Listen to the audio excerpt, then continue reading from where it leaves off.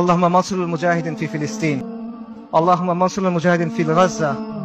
اللهم انصر المجاهدين في بلاد الشام. اللهم ارزقني شهادة في سبيلك.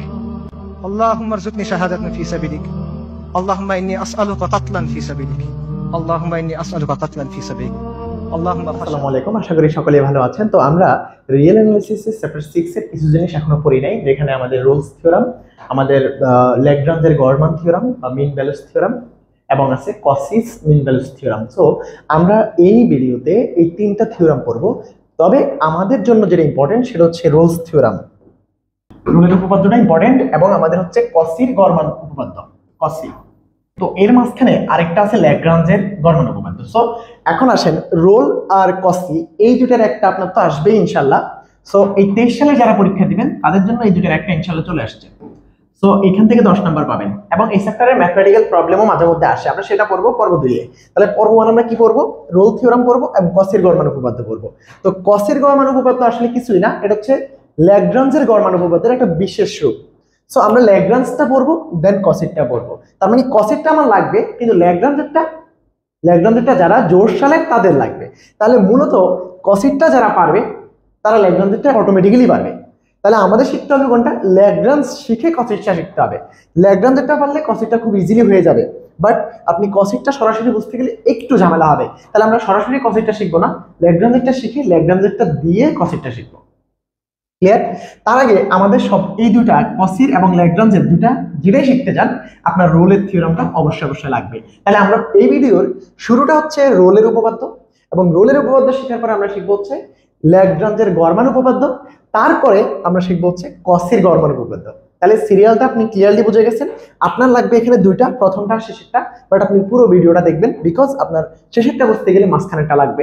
So আমরা এখানে রোলের উপপাদ্য দিয়ে শুরু করি, দেন কসির উপপাদ্য গিয়ে শেষ করব, এবং পর্ব 2 তে গিয়ে আমরা হচ্ছে এই চ্যাপ্টারের ম্যাথমেটিক্যাল যে কটা প্রবলেম খুব বেশি গুরুত্বপূর্ণ ওগুলো আসলে করব। সো ঠিক আছে, শুরু করি। তো আমাদের প্রথম হচ্ছে রোলের উপপাদ্য। তো রোলের উপপাদ্যটা কি? রোলের উপপাদ্য আমারে আসলে আপনারা সময় দেওয়া ছাড়া আসলে এখানে আমি আপনাদেরকে কিছুই করাতে পারবো না, আমার সময় লাগবে। আমি আপনাদেরকে প্রত্যেকটা জিনিস পই করে বুঝিয়ে দেব। কেন এমন হচ্ছে, রোলস থিওরাম আসলে কি বলতে চাই, এই জিনিসগুলো আমি আসলে ক্লিয়ারলি বুঝিয়ে দেব। তো প্রথমে রোলস থিওরামের ব্যাখ্যাটা, রোল থিওরামটা কি চাই বা রোল থিওরামের বিশ্লেষণ কি, সেটা আমরা আগে একটু দেখি। তো রোলের থিওরাম হচ্ছে এরকম: যদি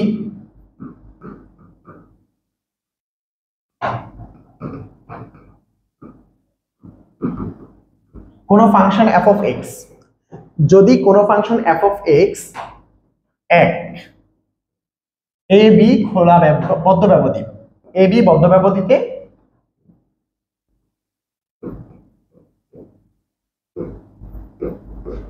ব্যবধিতে অবিচ্ছিন্ন। তো এই অবিচ্ছিন্ন ব্যাপারটা কি? অবিচ্ছিন্ন ব্যাপারটা হচ্ছে, আপনারা ইন্টারমিডিয়েটে পড়ছিলেন, অবিচ্ছিন্ন মানে হচ্ছে ফাংশনটা কন্টিনিউয়াস। অর্থাৎ আমি আপনাকে একটু গ্রাফিক্যালি যদি দেখাইতে চাই, তাহলে আমাদের এরকম একটা ব্যাপার দাঁড়াবে যে এটা হচ্ছে আমার একটা বাস্তব সংখ্যা রেখা, এটা হচ্ছে আমাদের ওয়াই অক্ষরেখা বা অবাস্তব সংখ্যা রেখা। এটাকে অবাস্তব সংখ্যা রেখা বলে, বাট ওয়াই অক্ষরেখা আমরা বুঝকটির জন্য এটা বলে থাকি। এখন একটা ফাংশন যদি এরকম হয়, মনে করেন এরকম একটা ফাংশন যদি হয়, এই ফাংশনের এই যে এই পয়েন্টটা আমরা দিলাম হচ্ছে, এটা দিলাম হচ্ছে এ, এই যে এই বিন্দুটার নাম দিলাম হচ্ছে এ, এবং আপনার এই যে এখানে যতটুকু উচ্চতায় এই বিন্দুটা আছে, কালার নিয়ে খুবই ঝামেলায় পড়তেছি। এই যে এখানে যতটুকু উচ্চতায় বিন্দুটা আছে, ঠিক অতটুকু উচ্চতায় আমরা এই ফাংশন উপরে আরেকটা বিন্দু এখানে নিলাম, এখানেও নিতে পারতাম, আমি ব্যাখ্যা করব ফুললি। আপনারা আমাদের জাস্ট একটু টাইম দিয়ে পাশে থাকেন। তো এবার একটু খেয়াল করেন, এই যে এই সেম উচ্চতার জন্য আমরা করছি কি, এখানে আরেকটা বিন্দু নিলাম বি। তো এখানে আপনাকে মনে রাখতে হবে যে এই ফাংশনটা, এটার নাম দিলাম আমরা f of x, রাইট? তো f of x যদি এই ফাংশনটার নাম হয়, কালো ফাংশনটা হয়, তাহলে আপনি একটু খেয়াল করেন, a b বদ্ধ ব্যবধি বলতে কি বোঝায়? এই যে এই বিন্দু থেকে এই বিন্দুটাকে বোঝায় না? এই ব্যবধির মধ্যে এখানে এর a থেকে আমরা মানটা যত সামনে নেই, এই যে এ থেকে মানটা যতই সামনে নেই, আমাদের এই যে এই ফাংশনটা কোথাও কি, এই যে এফ অফ এক্স যে ফাংশনটা এখান থেকে এই অঞ্চলের মধ্যে এফ অফ এক্স কি কোথাও কি মানে বিচ্যুত আছে কিনা বা ভাঙা আছে কিনা, নাই নিশ্চয়ই, পুরোটাও কন্টিনিউয়াসলি আছে, মানে পুরোটাও এক্সিস্ট করে, তাই না? তার মানে আমরা কি বলতেছিলাম, এ এবং বি তে ফাংশনটা তো এক্সিস্ট করে, এ এবং বি এর মাঝখানে ব্যবধির যেই মানই আমি এক্স এর মধ্যে বসাবো সেই মানই কিন্তু আমার ফাংশনটাকে কি করবে, এক্সিস্ট করাবে। এই কথাটাই হচ্ছে আমাদের বিবৃতির প্রথম কথা, যে যদি কোনো function F of X A B বদ্ধ ব্যবধিতে অবিচ্ছিন্ন হয়, অবিচ্ছিন্ন, এটা হলো এক। দুই নম্বরে হলো এ বি খোলা ব্যবধিতে অন্তরীকরণযোগ্য, এ বি খোলা ব্যবধিতে অন্তরীকরণ যোগ্য, ঠিক আছে? তাহলে এক নম্বরে হলো এ বি বদ্ধ ব্যবধিতে অবিচ্ছিন্ন, দুই নম্বরে হলো এই যে এ বি খোলা ব্যবধিতে অন্তরীকরণ যোগ্য। এখন অন্তরীকরণ যোগ্য মানে কি ভাই? অন্তরীকরণ যোগ্য মানে হচ্ছে যে এখানের এই বিন্দুতে যদি আমি অন্তরীকরণ, এই পুরো ফাংশনটাকে আমি অন্তরীকরণ করলে, ধরো এটাকে আমরা ধরলাম হচ্ছে ওয়াই, ওয়াই, তাহলে dy বাই dx এটা আসলে y এর অন্তরীকরণ x এর সাপেক্ষে, যেহেতু x অক্ষ বরাবর ফাংশনটা যাচ্ছে, x এর মান আস্তে আস্তে পরিবর্তন হবে, সেই ক্ষেত্রে আমরা বলতে পারি এটাকে y কে x এর সাপেক্ষে অন্তরীকরণ করলে এটা আসবে। এখন a থেকে b এর খোলা ব্যবধিতে প্রত্যেকটা বিন্দুতে dy dx আছে, এন্ড dy dx মানে কি আপনারা একটু মনে রাখবেন, dy dx হচ্ছে স্পর্শকের ঢাল। কি আপনারা নিশ্চয়ই জানেন স্পর্শকের ঢাল, এন্ড কার স্পর্শকের ঢাল? y বক্ররেখার উপরস্থ যে কোনো বিন্দুতে স্পর্শকের ঢাল। তো এখন dy dx এই ab খোলা ব্যবধিতে অন্তরীকরণযোগ্য, তার মানে dy dx বিদ্যমান তথা ab খোলা ব্যবধিতে যদি ফাংশনটা অন্তরীকরণযোগ্য হয়, তার মানে এই যে a থেকে b, এই যে a থেকে b এই অঞ্চলটার মধ্যে আমি যেই এই ফাংশনটাকে অন্তরীকরণ করে a থেকে b এর মধ্যে x এর যেই মানটাই বসাবো আমার ভ্যালুটা আসবে কি, আছে, ভ্যালুটা আছে, মানে ডিফাইনেবল, এটা আনডিফাইন্ড না, আনডিফাইন্ড না, মানে dy dx করে x এর যে মানই এখান থেকে বসাবো সেটাই ভ্যালু পাবো, অসংজ্ঞায়িত পাবো না, ঠিক আছে? ওকে, এটা হচ্ছে আমাদের দ্বিতীয় কথা। এখন অসংজ্ঞায়িত পাবো না এটা তো একটা কথা আমি বললাম, কিন্তু এটার মানে হচ্ছে dy dx, এটার মানে এটা এক্সিস্ট করে, এটার মানে হচ্ছে যেই বক্ররেখায় বা যেই ফাংশনের dy dx এক্সিস্ট করবে ওই ফাংশনের যেই অঞ্চলের মধ্যে dy dx এক্সিস্ট করবে ওই অঞ্চলের প্রত্যেকটা বিন্দুতে একটা মাত্র স্পর্শক আঁকা সম্ভব। এটা একটু ভালো করে খেয়াল রাখবেন, এই যে এই বক্ররেখার এখান থেকে শুরু করে এখান পর্যন্ত কোনো বিন্দুতে একাধিক স্পর্শক অঙ্কন করা সম্ভব না। যদি ফাংশনটা কোথাও এরকম থাকতো তাহলে দেখেন এরকম বিন্দুটাতে স্পর্শক একটা না একাধিক স্পর্শক হয়ে যাবে, তার মানে এই বিন্দুটাতে ফাংশনটা কিন্তু অন্তরীকরণ যোগ্য না, যদিও সে এক্সিস্ট করে কন্টিনিউয়াস, কিন্তু সেখানে কিন্তু সে অন্তরীকরণ যোগ্য না। কারণ কি? কারণ এই যে স্পর্শক এভাবে আঁকা যায়, এভাবে আঁকা যায়, এভাবে আঁকা যায়, এভাবে আঁকা যায়, এভাবে আঁকা যায়, এভাবে আঁকা যায়, অসংখ্য স্পর্শকের বিন্দু থাকতে পারবে।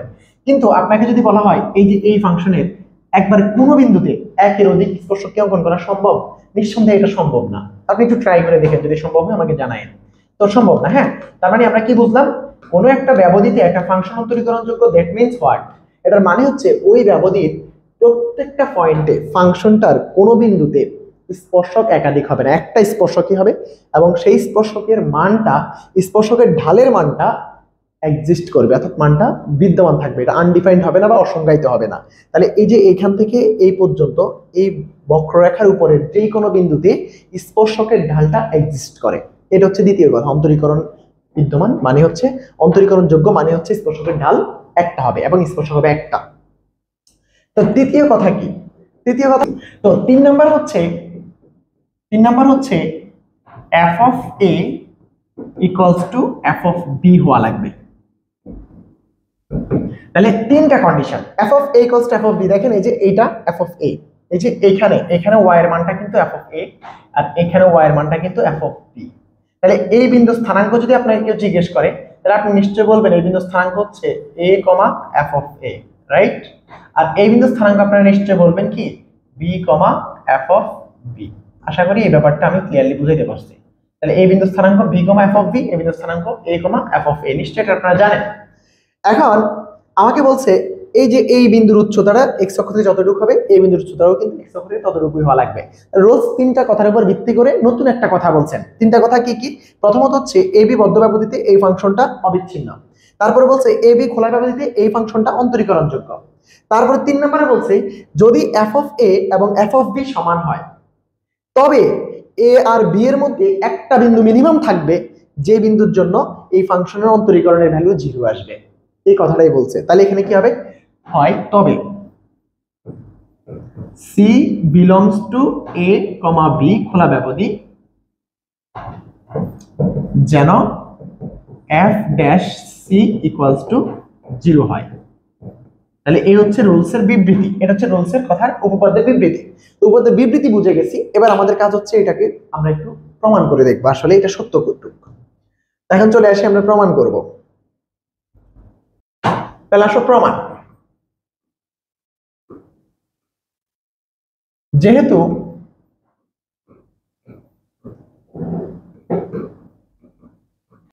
তো আমরা এখানে আরেকটা কথা মনে রাখি যে একটা ফাংশনের অন্তরীকরণ যোগ্যতার এখানে একটা বৈশিষ্ট্য হচ্ছে যদি কোনো ফাংশন একটা নির্দিষ্ট ব্যবধিতে অন্তরীকরণ যোগ্য হয় এবং সেটা বদ্ধ ব্যবধি হয় তাহলে সেই ব্যবধিতে ফাংশনটা হবে সীমায়িত ফাংশন। সীমায়িত ফাংশন আর সীমায়িত ফাংশনের সুপ্রিমাম এবং ইনফিমাম ওই ব্যবধির মধ্যেই থাকে। সীমায়িত ফাংশনের সুপ্রিমাম এবং ইনফিমাম ওই ব্যবধির মধ্যেই থাকবে। সো আমরা এখন বলতে পারি অবিচ্ছিন্ন এবং সীমায়িত, অর্থাৎ এফ অফ এক্স এর সুপ্রিমাম। সুপ্রিমাম মানে কি? লঘিষ্ঠ ঊর্ধ্বসীমা, তাই তো? এফ অফ এক্স এর লঘিষ্ঠ ঊর্ধ্বসীমা এবং গরিষ্ঠ নিম্ন সীমা এই ব্যবধির মধ্যেই থাকবে।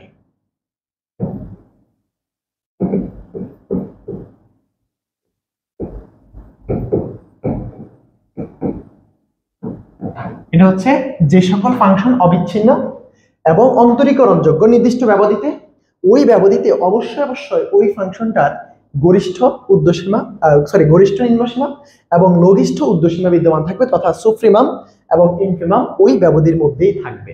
এটা হচ্ছে কথা। তো এখন এবার আমরা ধরি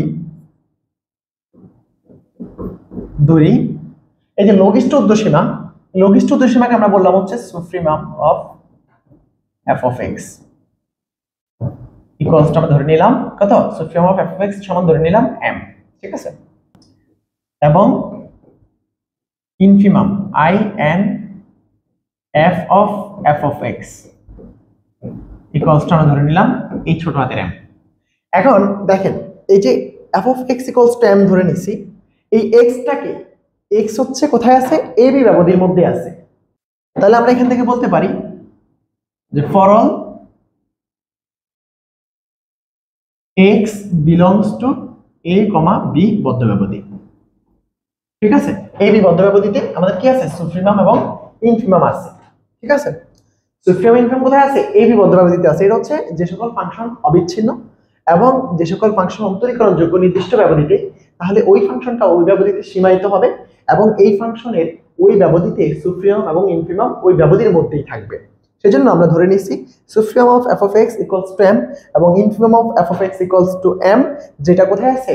যেটা আমাদের এক্সটা এ বি ব্যবধির মধ্যে আছে এবং এমটা আর এমটা এগুলা কোথায় আছে? এগুলা চিত্রের মধ্যে যদি আপনি একটু দেখতে চান তাহলে আপনাকে আমি একটু দেখাই, একটু এখানে খেয়াল করেন।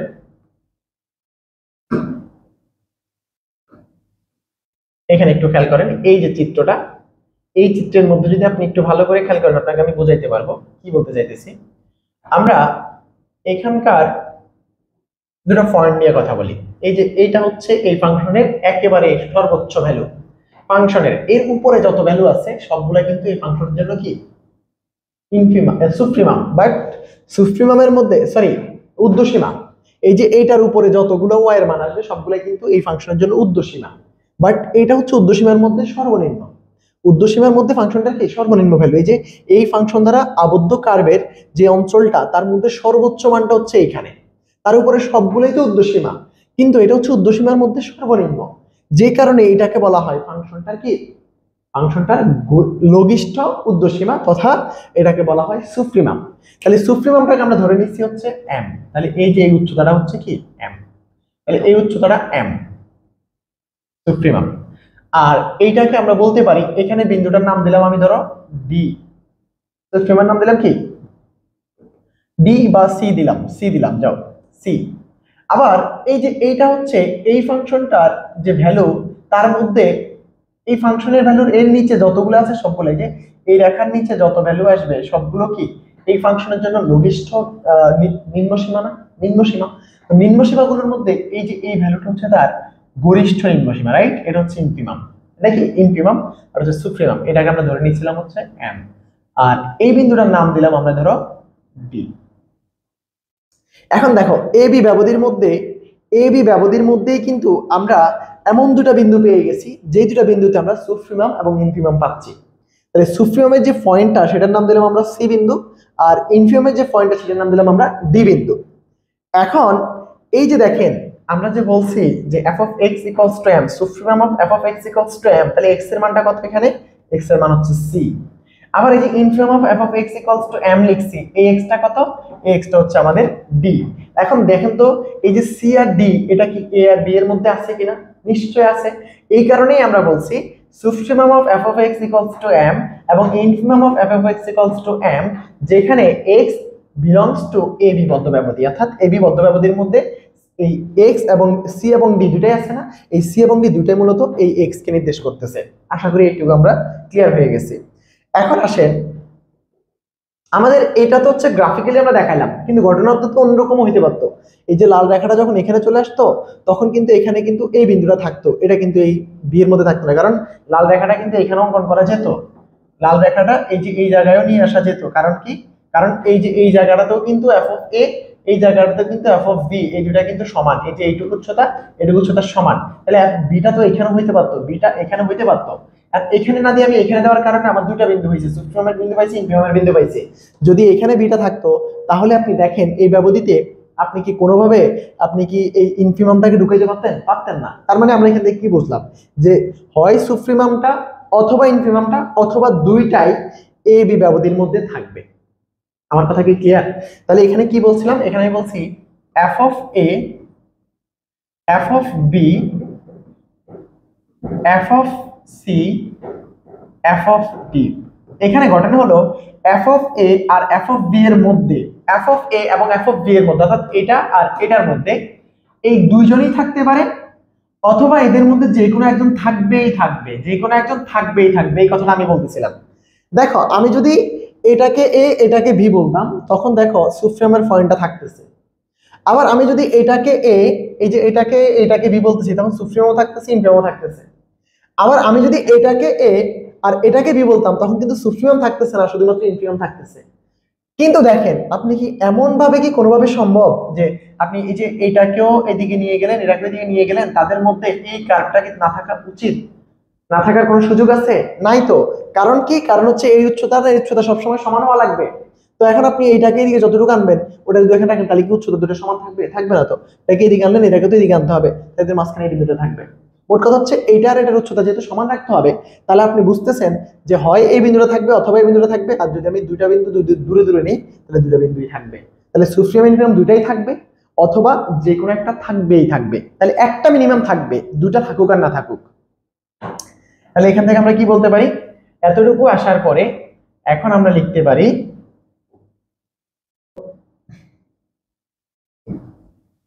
মনে করি সি এবং ডি দুটি বিন্দু বিদ্যমান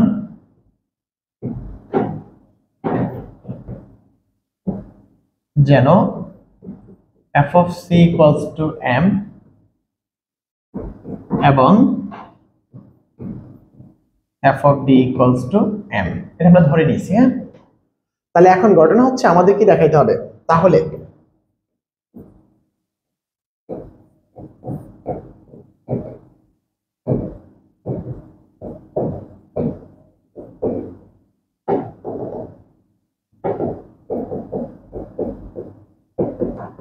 এক দুটি ক্ষেত্র হতে পারে কি কি? এক হচ্ছে সুপ্রিমাম ইকুয়ালস টু ইনফিমাম, অর্থাৎ ইনফিমাম ইকুয়ালস টু সুপ্রিমাম, ঠিক আছে, এম আর এম সমান। হ্যাঁ, আর দুই হইতে পারে কি? দুই হইতে পারে M is not equal N, sorry M. Okay, তাহলে এম আর এম সমান হইতে পারে অথবা এম আর এম সমান না হইতে পারে। এখন দেখেন এম আর এম দুটা যদি সমান হয়ে যায়, ছোট হাতের আর বড় হাতের এম যদি সমান হয়ে যায়, সুপ্রিমাম আর ইনফিমাম যদি সমান হয়ে যায়, তাহলে গ্রাফিক্যালি আমরা একটু দেখি। দেখেন সুপ্রিমাম আর ইনফিমাম যদি সমান হয়, যে কোনো ফাংশনের সুপ্রিমাম আর ইনফিমাম সমান হয়ে গেছে, তাহলে এটা কোনোভাবে কি এইরকম গ্রাফে সম্ভব? এটা হচ্ছে আমার ইনফিমাম, এটা হচ্ছে আমার সুপ্রিমাম, তাহলে সুপ্রিমাম কি এরকম গ্রাফে কখনো সম্ভব?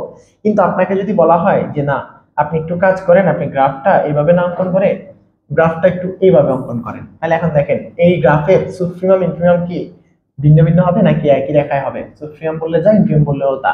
তার মানে এই যে বক্ররেখা টাইপের কোনো গ্রাফ বা ফাংশন যদি হয়, তাহলে তার সুপ্রিমাম আর ইনফিমাম কখনোই সমান হইতে পারে না, নিশ্চয়ই একটা ব্যবধির মধ্যে কখনো সমান হইতে পারে না। আর যখন সুপ্রিমাম আর ইনফিমাম সমান হবে, তাহলে আপনি বুঝবেন অবশ্যই ওইটা বক্ররেখিক গ্রাফ হবে না, ওটা একটা সরলরৈখিক গ্রাফ হবে। আর এই যে সরলরৈখিক যে গ্রাফগুলো, এগুলো হচ্ছে y ইকুয়ালস টু a, অর্থাৎ y ইকুয়ালস টু ধ্রুবক, তাই না? এগুলো হচ্ছে সরল রেখা, y ইকুয়ালস টু ধ্রুবক। তার মানে আমরা কি বুঝতেছি, আমাদের প্রথম কেসটা যে ক্ষেত্র 1 যদি সত্য হয়, তাহলে আমরা কি বলছি? ক্ষেত্র 1 যদি সত্য হয়, অর্থাৎ 1 নং সত্য হলে, 1 নং সত্য হলে, অর্থাৎ আমাদের m ইকুয়ালস টু m হলে f of x equals to ধ্রুবক হবে। এই কথাটা বুঝছেন? যখন সুপ্রিমাম আর ইনফিমাম সমান হয়ে যাবে, তখন ওটা বক্ররেখা থাকবে না, তখন এটা একটা সরল রেখা হয়ে যাবে, তথা f of x একটা ধ্রুবক ফাংশন হবে, তাই তো? তা আমরা জানি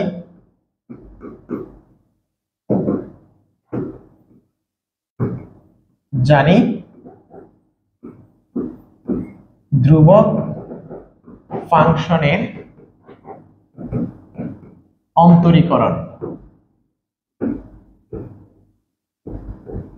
শূন্য। তাহলে এখান থেকে আমরা কি বলতে পারি? অর্থাৎ f dash of x equals to 0। অর্থাৎ আমরা তখন এই যে m আর n যখন সমান হয়ে যাবে, তখন f of x ফাংশনটা তো ধ্রুবক ফাংশন, তো ধ্রুবক ফাংশন অন্তরীকরণ করলে আমরা জানি শূন্য হয়, so f dash of x equals to 0, তথা আমাদের রোলসের যে থিওরেম সেটা কিন্তু সত্য, বা রোলের উপপাদ্যটা সত্য প্রমাণিত হয়ে যাবে। তাহলে এখান থেকে আমরা লিখতে পারি কি, for all x belongs to a, b, a, b। তাহলে এখন আমরা এটুকু বুঝছি, a, b x আছে এটার ভিতরে, সুতরাং f dash c equals to 0, c belongs to a, b। আশা করি এতটুকু ব্যাপার বুঝে গেছে।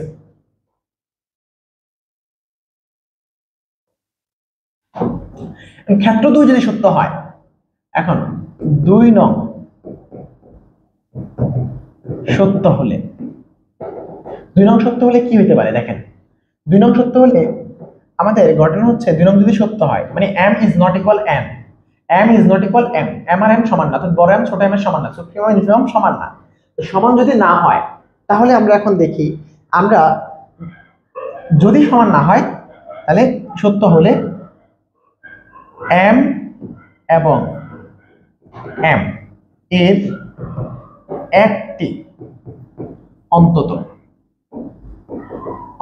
পক্ষে একটি m এবং m এর একটি অন্তত পক্ষে f of a equal f of b এর মতো হবে না, এর থেকে ভিন্ন হবে। কেন ভিন্ন হবে একটু খেয়াল করে দেখেন। আমার যদি ফাংশনটা ধ্রুবক ফাংশন না হয়, তাহলে সুপ্রিমাম ইনফিমাম সমান হবে না, আর সুপ্রিমাম ইনফিমাম সমান না হলে, দেখেন আমরা যে গ্রাফের কথা বলছি, গ্রাফটা এরকম হইতে পারতো, তাহলে f of a এটা, f of b এটা, এই যে এটা f of a, এটা f of b, দুটো সমান, কিন্তু এদের মাঝখানে একটা বিন্দু, আমরা অবশ্যই এই সুপ্রিমাম ইনফিমাম কি এদের মাঝখানে থাকার কথা, কারণ সুপ্রিমাম যদি থাকে ইনফিমাম থাকবে না। এখন এই চিত্রের জন্য সুপ্রিমাম থাকবে এদের মাঝখানে, এ f of a R f of b এর মাঝখানে কি সুপ্রিমামটা আছে, তাহলে আমরা এখানে কি বলছি, m এবং m এর একটি অন্তত পক্ষে f of a equals to f of b এর থেকে ভিন্ন হবে। তাহলে এইটুকু হচ্ছে f of a, এইটুকু হচ্ছে f of b। তো এই যে f of a R f of b সমান, তো এই যে এই বিন্দুটা তো হচ্ছে আমার m, এই বিন্দুটা তো হচ্ছে আমার, এই বিন্দুর y তো m, এই উচ্চতাটা তো m, তো এইটা তো f of a R f of b থেকে ভিন্ন। আর যদি চিত্রটা এরকম হইতো, এরকম, এটা f of a, এটা f of b, এই যে এটা আর এটার উচ্চতা সমান, তাহলে এই f of a f of b আর এটা হচ্ছে ধরেন ছোট হাতের m, তখন দেখেন এই যে এই f of a R f of b যা f of, এই যে এইটা এখানে m যেটা, এটা হচ্ছে m, mটা কিন্তু ওদের সমান না। তাহলে এই যে এটা হচ্ছে ছোট হাতের m, সরি ছোট হাতের m, তাহলে দেখেন এই mটা এই f of a R f of b থেকে ভিন্ন। তাহলে হয় এটা হবে অথবা এটা হবে, অথবা দুইটাই আসলে ভিন্ন হইতে পারে। কখন? যখন আমরা চিত্রটা দেখবো এরকম যে f of a এখানে, f of b এখানে, তখন আমরা দেখবো এই যে এই বিন্দুতে আছে m, এই বিন্দুতে আছে আমাদের m, তাহলে এটা বড় হাতের m, এটা ছোট হাতের m, দুইটাই কিন্তু তখন f of a R f of b থেকে ভিন্ন। তাহলে এইটার চিত্র যদি হয় তাহলে দুটো ভিন্ন, এটা চিত্র হলে এই যে ছোট mটা ভিন্ন, এটা যদি চিত্র হয় তাহলে হচ্ছে বড় mটা f of a এবং f of b থেকে ভিন্ন। তাহলে আশা করছি আমরা এই কথাটা বুঝে গেছি। অন্তত পক্ষে একটা অন্তত ভিন্ন হবে, দুটো হলে তো ভালো, দুটো হলে তো ভালো সোনাই সোহাগা, আর একটা তো অন্তত হবেই হবে, কারণ আমাদের f of a R f of b সমান হতে হবে। আর যদি f of a R f of b সমান না হয় তাহলে ভিন্ন ব্যাপার, কিন্তু রোলস তো বলেই দিছে f of a R f of b সমান হওয়া লাগবে। সো আমরা চিত্র এই তিনটার বাইরে কিছু কল্পনা করতে পারি না। তাহলে এখন f of a R f of b দিয়ে আমরা এখন যেটা করতে পারবো,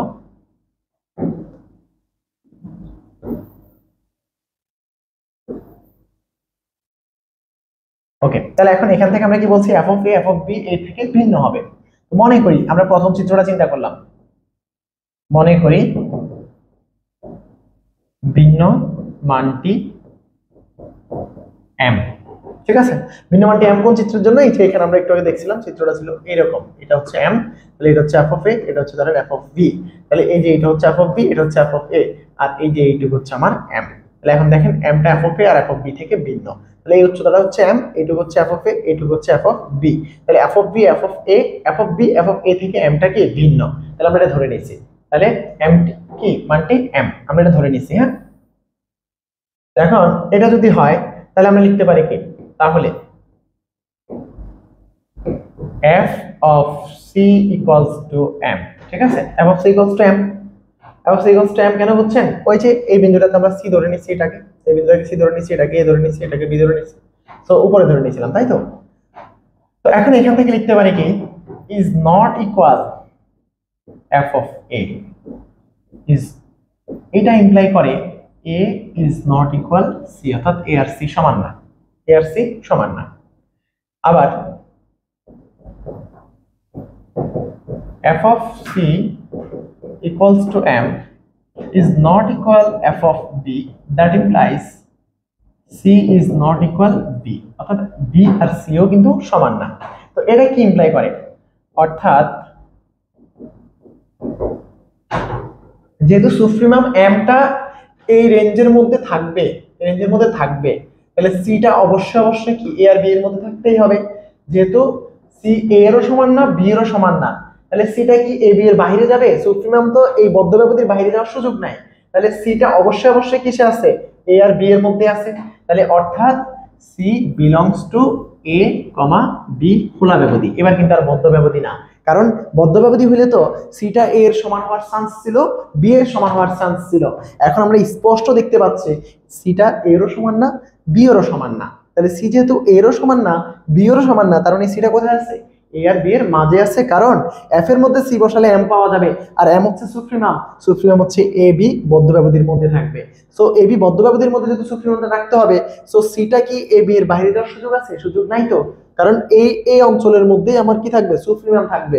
তাহলে সি যদি এখানে হয় তাহলে এই অঞ্চলে কেমনে সুপ্রিমাম পাই, পাবো না তো, তো সিটা এখানেই থাকা লাগবে, অর্থাৎ a b খোলা ব্যবধির মধ্যে থাকা লাগবে, a b না, তার মানে a b খোলা ব্যবধির মধ্যে c আছে। আশা করছি ক্লিয়ার এটা। এখন আসেন এটা যদি ক্লিয়ার হন, এখন m যেহেতু সুপ্রিমাম, তাহলে এখান থেকে আমরা একটু ক্রমহ্রাসমান আর ক্রমবর্ধমানের কনসেপ্ট ইউজ করব।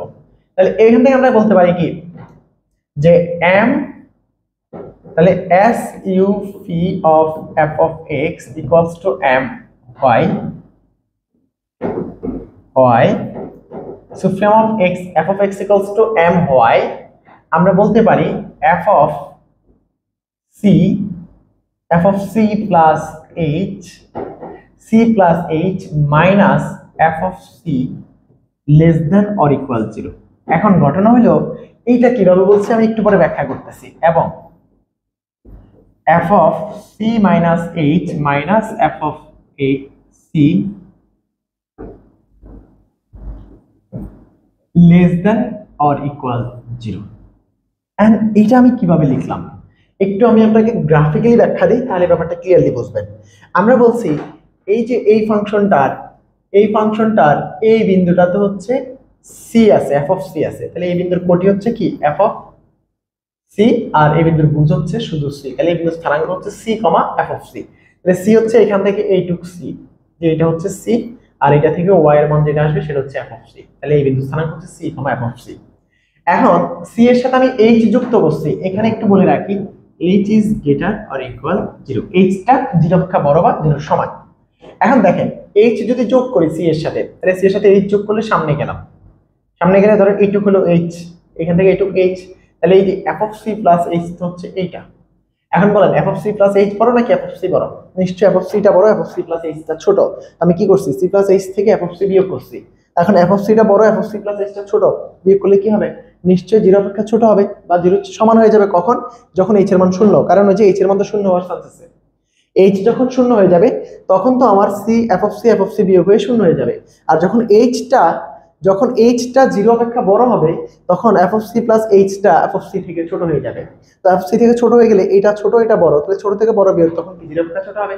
একই কথা ওই ক্ষেত্রে আসেন সি মাইনাস এইচ। তো সি মাইনাস এইচ, সিটা তো এইখানে, সিটা হচ্ছে এইখানে, তাহলে সি মাইনাস এইচ মানে এই দিকে, ধরেন এখানে সি মাইনাস এইচ। এবার উপরে উঠেন, এটা হচ্ছে f of C minus h. এই বিন্দু স্থানাঙ্ক হচ্ছে যে c minus h comma F of C minus h. আশা করছি এটা বোঝা যায়। আমি না বুঝলে আমি কথা যেটা বলছি সেটা শুনে। তাহলে এই বিন্দু স্থানাঙ্ক হচ্ছে c minus h comma F of C minus h, আর এই বিন্দু স্থানাঙ্ক হচ্ছে c plus h comma F of c plus h. এখন আপনারাই বিবেচনা করেন এফ অফ সি মাইনাস এইচটা হচ্ছে এইটা আর এফ অফ সিটা হচ্ছে এইটা। F of C minus h থেকে এফ অফ সি বাদ দিচ্ছি, তাহলে এই মানটা ছোট এই মানটা বড়। ওই যে ওপাশে f of C minus h থেকে এফ অফ সি কে বাদ দিচ্ছি, সো এফ অফ সিটা বড়, এটা যেহেতু ছোট বিয়োগ করলে রেজাল্টটা 0 অপেক্ষা ছোট আসবে। আর যখন এইচটা 0 হবে তখন f of C minus F of c equals to 0 হয়ে যাবে। সো এই ব্যাপারটা আশা করছি ক্লিয়ার আপনারা।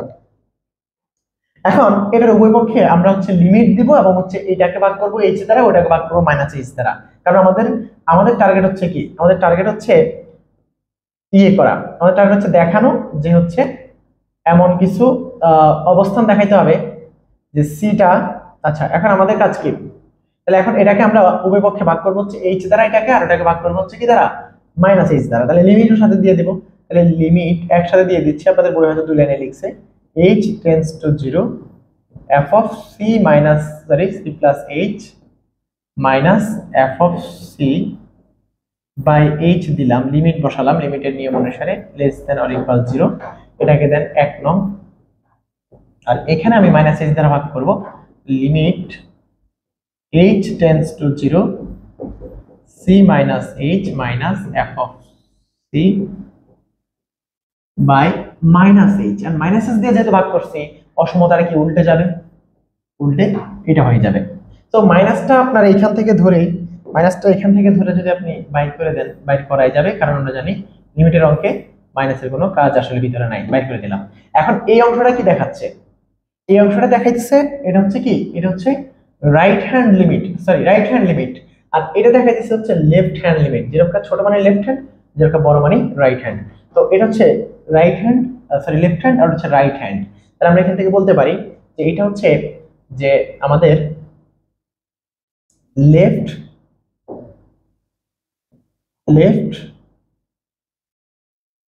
কি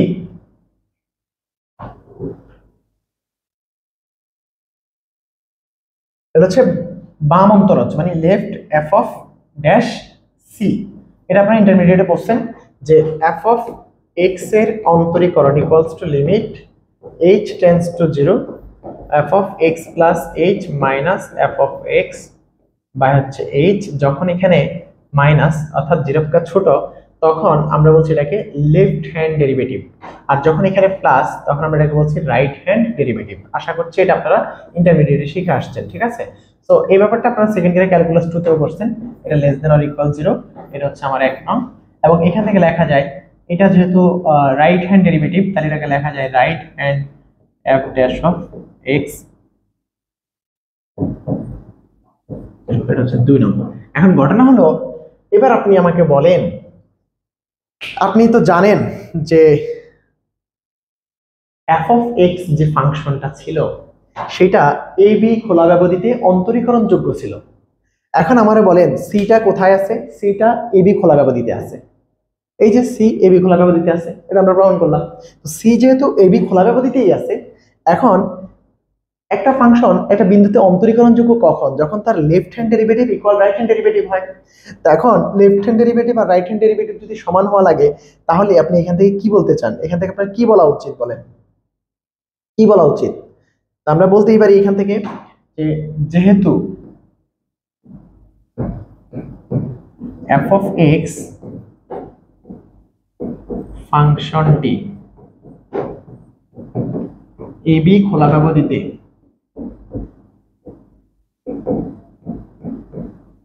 অন্তরীকরণযোগ্য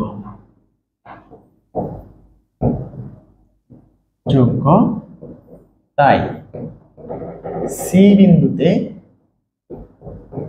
left derivative left f dash C equals to right f dash c হবে। কারণ খোলা ব্যবধিতে অন্তরীকরণযোগ্য মানে কি? লেফট হ্যান্ড ডেরিভেটিভ আর রাইট হ্যান্ড ডেরিভেটিভ সমান। সো আমরা লেফট হ্যান্ড ডেরিভেটিভ আর রাইট হ্যান্ড ডেরিভেটিভ সমান লিখতে হবে। যেহেতু এই যে এখানে যেহেতু f অফ x ফাংশনটি a b ব্যবধিতে অন্তরীকরণযোগ্য, তাই সি বিন্দুতে লেফট হ্যান্ড ডেরিভেটিভ আর রাইট হ্যান্ড ডেরিভেটিভ সমান হবে। বিকজ এখানে কারণ কি? এখানে হচ্ছে, এখানে আপনি ব্র্যাকেটে কারণ লিখতে পারেন, কারণ c belongs to a, b খোলা ব্যবধি। ঠিক আছে, সিটা তো এবি ব্যবধির মধ্যেই আছে। তো এবি ব্যবধির মধ্যে যেহেতু সি আছে, তাহলে এই ব্যবধির প্রত্যেকটা বিন্দুতে ফাংশনটা কি অন্তরীকরণযোগ্য? এটা আপনারা একবারে রোলের উপপাদ্যের প্রথম বৈশিষ্ট্য তিনটার মধ্যে একটা, বা যে কথাগুলো বিবৃতি দেওয়া হয়েছে সেটা। তো আমরা এটা লিখলাম। তো এখন এখান থেকে এটা যেহেতু লেখা হলো, এখন আমরা কি পেলাম? Left hand limit equals to right hand limit. এটা যদি লিখি, এখন এইখান থেকে আমরা কি লিখতে পারি? তাহলে এখান থেকে আমরা লিখতে পারি যে এইটা আর এটা যদি সমান লিখতে হয়, এটা কখন সমান? এটা বলছে 0 অপেক্ষা ছোট বা 0 সমান, ওটা বলছে 0 অপেক্ষা বড় বা 0 সমান। তো দুইজনে কোন জায়গায় আসলে মিলিত হয়েছে? অর্থাৎ দুজন যেহেতু সমান, তাহলে দুইজন থেকে আমরা নিতে পারি ইন্টারসেকশন যেটা সেটা। তাহলে f dash c equals to 0। ঠিক আছে, কারণ f ড্যাশ c তো অবশ্যই বিদ্যমান, কারণ সিটা কোথায় আছে? এই বিভাগটিতে আছে। আর এই বিভাগটিতে থাকার কারণে আমরা বলছি সেটা হচ্ছে এই বিভাগের মধ্যে সি যেহেতু আছে, তাহলে সেখানে ডেরিভেটিভ আছে। আর ডেরিভেটিভ দুটো সমান, যে left hand derivative right hand derivative সমান, সমান লিখে আমরা এখান থেকে লিখছি এটা সমান এটা। তো আশা করছি, আমি এখানে x কেন দিছি ভাই? এখানে তো c হবে, এখানে c হবে, একটু মিস্টেক, আপনারা একটু ক্লিয়ারলি দেখে নেবেন, c হবে। So f dash c equals to 0, অর্থাৎ আমরা দেখায় ফেললাম যে ab ব্যবধির মধ্যে একটা বিন্দু c আছে, যে c এর জন্য f dash of c equals to কি আসছে? 0 আসছে। একইভাবে আমরা m কে ধরে নিয়েও করতে পারতাম, m কে ধরে নিয়েও কাজটা করতে পারতাম। এখন এই যে এই রোলস থিওরামের যে জ্যামিতিক ব্যাখ্যা, আমি অলরেডি আপনাদেরকে জ্যামিতিক ব্যাখ্যাটা দিয়ে দিয়েছি, তারপরেও আপনারা আরেকবার একটু দেখেন। রোলস থিওরাম হচ্ছে যে এই একটা ব্যবধি, এটা হলো a, এটা হলো b, বাস্তব সংখ্যা রেখা নিশ্চয়ই।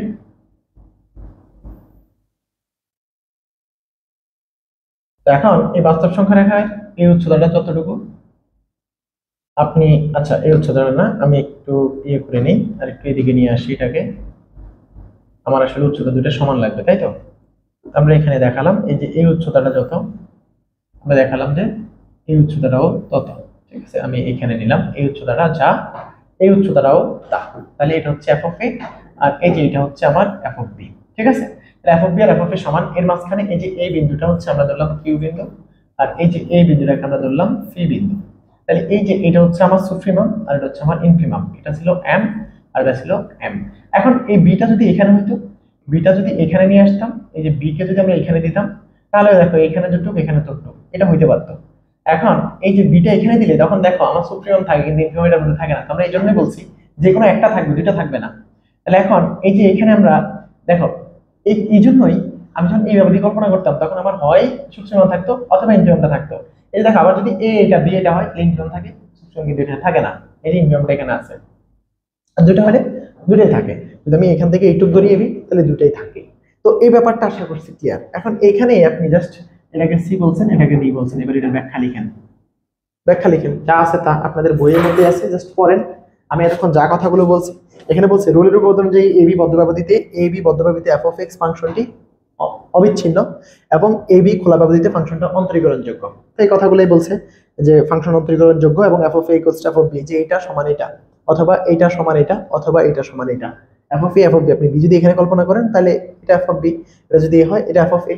তো এখন কি বলছে, বি সমান, তবে এমন একটি বিন্দু সি এ আর বি এর মধ্যে বিদ্যমান থাকে যেন f of c equals to 0 হয়। এই যে মিনিমাম একটা, একাধিক থাকতে পারে, এই যে একাধিক তো আছে, আছে তো দুইটা বিন্দু আছে যেখানে 0, কারণ এই বিন্দু স্পর্শক তো এক্স অক্ষের সমান্তরাল, এই বিন্দুতে স্পর্শকটাও কি এক্স অক্ষের সমান্তরাল, আর এক্স অক্ষের সমান্তরাল স্পর্শকের ঢাল হচ্ছে 0। এটা আপনারা প্রথম দিকে শিখে আসছেন। তো এটা তো স্পর্শকের ঢাল 0, যদি স্পর্শকের ঢাল 0 তার মানে এই বিন্দুতে অন্তরীকরণটা 0, এই বিন্দু অন্তরীকরণটা 0। মিনিমাম একটা দেখো, এই যার যদি বি হয়, যদি এ হয়, তাহলে এই যে এই বিন্দুতে অবশ্যই বি বাই এক্স এর মান 0 হবে। সো এই বিন্দুটাতে স্পর্শক তথা এই বিন্দুটাকে আমরা তখন সি বলতাম। বুঝছে কি? তাহলে এখন বলছে কি যে বদ্ধভাবে জ্যামিতিকভাবে যদি কোনো অবিচ্ছিন্ন ফাংশন নির্দিষ্ট ব্যবধিতে অবিচ্ছিন্ন হয় এবং ব্যবধির মধ্যবর্তী সকল বিন্দুতে ওই ফাংশনটি স্পর্শক অঙ্কন করা সম্ভব হয়, তবে ব্যবধির দুই প্রান্ত বিন্দুর ফাংশনটি কোটিদ্বয়ের সমান হয়। ব্যবধির মধ্যবর্তী অংশে অন্তত একটি বিন্দুতে, এখানে আমাদের দুইটা বিন্দুতে আসছে, অন্তত একটা বিন্দু চিত্রে ফি ও কিউ বিন্দুতে, দুইটা বিন্দুতে, এই যে আপনাদের বইয়ে যে চিত্রটা আছে সেখানে বলছে চিত্রের ফি ও কিউ বিন্দুতে, আমরা আগে পরে আসছি, ঠিক আছে। চিত্রের কি ফি ও কিউ বিন্দুতে স্পর্শক এক্স অক্ষের সমান্তরাল তথা ওই দুই বিন্দুতে স্পর্শকের ঢাল 0 অর্থাৎ ডি ওয়াই ডিএক্স, এখানে 0 এখানে 0। এটা হচ্ছে আপনাদের রোলস থিওরামের জ্যামিতিক ব্যাখ্যা। তো আশা করছি রোলস থিওরামটা আপনারা ভালো করে বুঝছেন। এবার আমরা যেটা শিখবো, আমাদের এখন শিখতে হবে ল্যাগ্রাঞ্জের মিনস ভ্যালুর থিওরাম বা ল্যাগ্রাঞ্জের গড় মান উপপাদ্য। তো ল্যাগ্রাঞ্জের গড় মান উপপাদ্যটা কি সেটাতে একটু চলে আসি। ল্যাগ্রাঞ্জের গড় মান উপপাদ্য হচ্ছে, ল্যাগ্রাঞ্জও একই কথা এরকম ভাবে বলছে যে যদি এফ অফ এক্স একটি ফাংশন, ল্যাগ্রাঞ্জের গড় মান উপপাদ্যের বিবৃতিটা, ল্যাগ্রাঞ্জের গড় মান উপপাদ্যের বিবৃতি, এফ অফ এক্স ফাংশনটি এ বি বদ্ধ ব্যবধিতে অবিচ্ছিন্ন।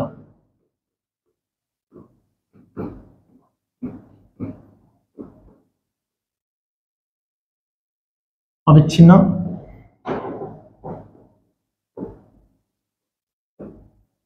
এক, অবিচ্ছিন্ন এক, দুই হচ্ছে এ বি খোলা ব্যবধিতে অন্তরীকরণযোগ্য। এ বি খোলা ব্যবধিতে অন্তরীকরণযোগ্য, যেটা আপনি রোলস থিওরামেও পড়ছেন।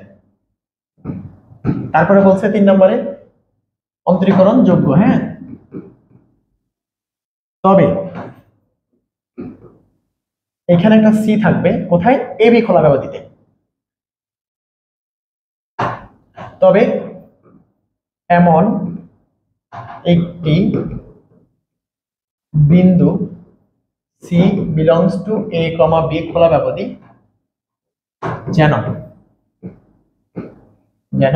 F of a minus F of b by b minus a equals to f dash of C. এখন এটা হচ্ছে দেখাইতে, এটা হচ্ছে তার বলছে এমন একটা বিন্দু, এরকম একটা বিবৃতি সে দেখাইছে।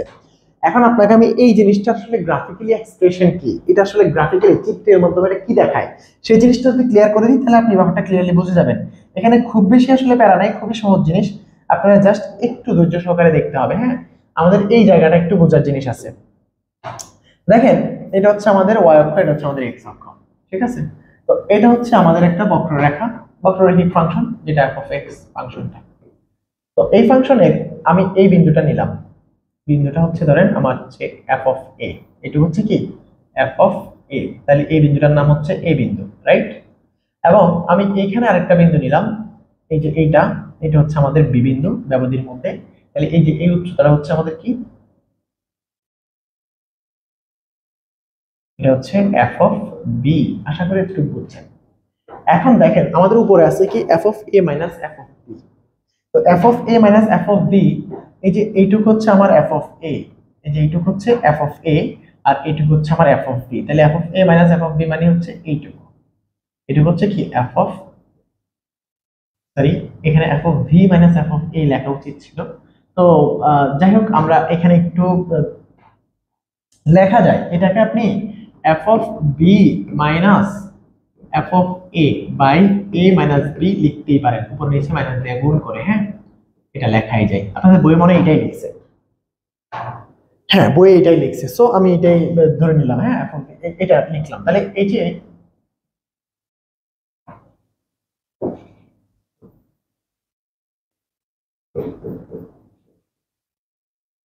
ওকে, তাহলে এটা হচ্ছে আমাদের এফ অফ, এটা হচ্ছে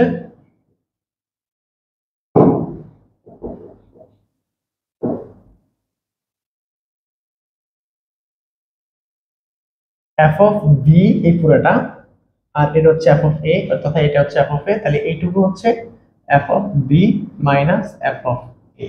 আশা করছি এটা বুঝছেন এইটা। আর বি মাইনাস এ কোনটা? এই যে পুরাটা হচ্ছে বি আর এটা হচ্ছে এ, তার মানে আমাদের এইটা হচ্ছে বি মাইনাস এ। এইটুকু বি মাইনাস এ মানে কি এটাকে উপর উঠে নেওয়া যায়, তাহলে এই যে এইটা হচ্ছে আমাদের বি মাইনাস এ, রাইট? এটা হচ্ছে কি বি মাইনাস এ। তো এখন দেখেন এই যে এবার আমি এখানে যেটা পেলাম, এই যে এই পাশটা, এইটা কি আসলে? এটা হচ্ছে এই যে খেয়াল করেন f of b minus F of a, এটা হচ্ছে এটা, আর বি মাইনাস এ হচ্ছে এটা। এখন আমি যদি এখানে একটা ত্রিভুজ কল্পনা করি, একটা ত্রিভুজ যদি আমি কল্পনা করি, এই যে এই ত্রিভুজটা যদি আমি নেই, এই ত্রিভুজটা যদি আমি কল্পনা করি কোনটা, এই যে এইটা, এই ত্রিভুজ থেকে আমরা মূলত কি বের করলাম, এই যে F of a minus sorry f of b minus F of a by a minus b. হ্যাঁ, এটা দ্বারা আমরা কি বুঝলাম, এ মাইনাস বি এর মডুলাস যদি আমি চিন্তা করি, এ মাইনাস বি এর মডুলাস যদি আমি চিন্তা করি, এটা হচ্ছে একটা দৈর্ঘ্য। এই যে এ মাইনাস বি, এটা আসলে এই ভূমিটাকে দেখাচ্ছে, তাহলে এটা হচ্ছে ভূমি আর এটা হচ্ছে আমার অতিভুজ, এটা হচ্ছে আমার লম্ব। তাহলে এখানে আছে লম্ব বাই ভূমি। লম্ব বাই ভূমি মানে কি, এই কোণটাকে নির্দেশ করতেছে, এই কোণের ট্যান অনুপাত, এই কোণের ট্যান অনুপাতকে নির্দেশ করতেছে।